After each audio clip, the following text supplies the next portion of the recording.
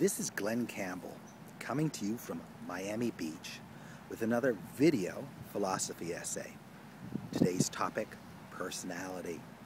I got personality, you got personality. We all got personality. What is it?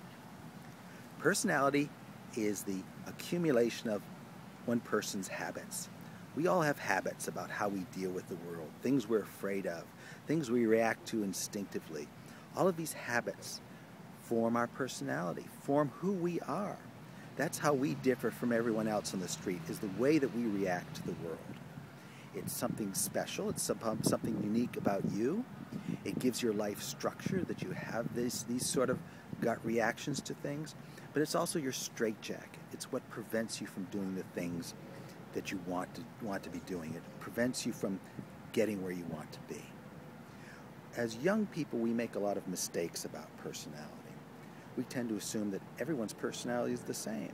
We assume that if we give people certain logical information, if they have the same information we have, they're going to come to the same conclusions that we have, and that's simply not true. As you get older, you begin to see that before you communicate with someone, you have to gauge their personality. You have to gauge where they're coming from before you even attempt any kind of communication. Before you walk up to a person in the street and try to tell a joke, you've got to know something about that person to know that they're going to get the joke and not be offended by the joke. As young people, we also make the mistake of trying to change personality. We fall in love. We find that the person that we fell in love with has certain destructive habits. We say, that's okay, I can work with them.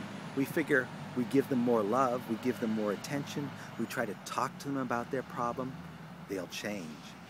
If any of you have tried that, you find it does not work. It probably didn't work in your first relationship, right? People cannot be changed from the outside. Personalities cannot be changed from the outside. I'm not saying personalities don't change. I'm saying that you can't do it. You fall in love with someone, you're going to have to take them as they are because you are not going to change them. There are certain things that do change personality, but you're not one of them. So what does change personality?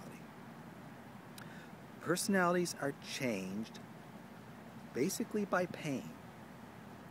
If someone does something destructive again and again, and every time they get the same feedback from the world, which is pain, eventually they're going to change. If you drink too much, you're going to get a terrible hangover the next day.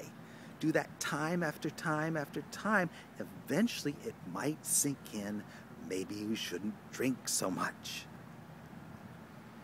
You can't do this, especially in the context of a romantic relationship. You can't do this because you can't inflict enough pain. So if your partner has a habit you can't deal with, basically there's nothing you can do.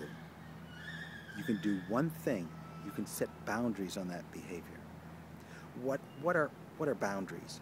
Boundaries are what you can do. You can't change someone's behavior, but you can change the way that you react to that behavior. If someone does something that really hurts you, you basically have one option. You can withdraw. That very well may be your only option. If someone hurts you, someone hits you, you withdraw, you leave the situation. Maybe they'll change, but probably not. This pain has to happen over and over and over again, and you don't want to be around for it.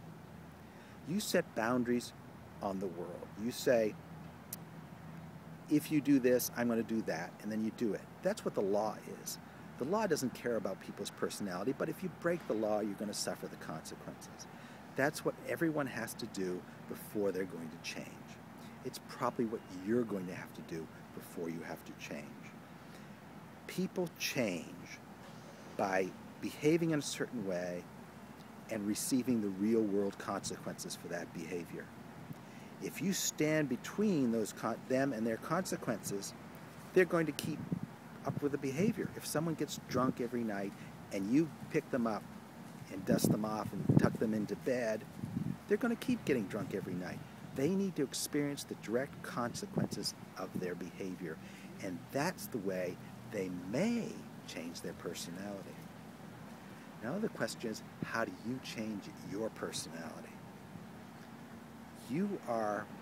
A lot of the barriers between you and whatever your goals may be are strictly inside yourself. Sure, the world is keeping you down. The man is keeping you down.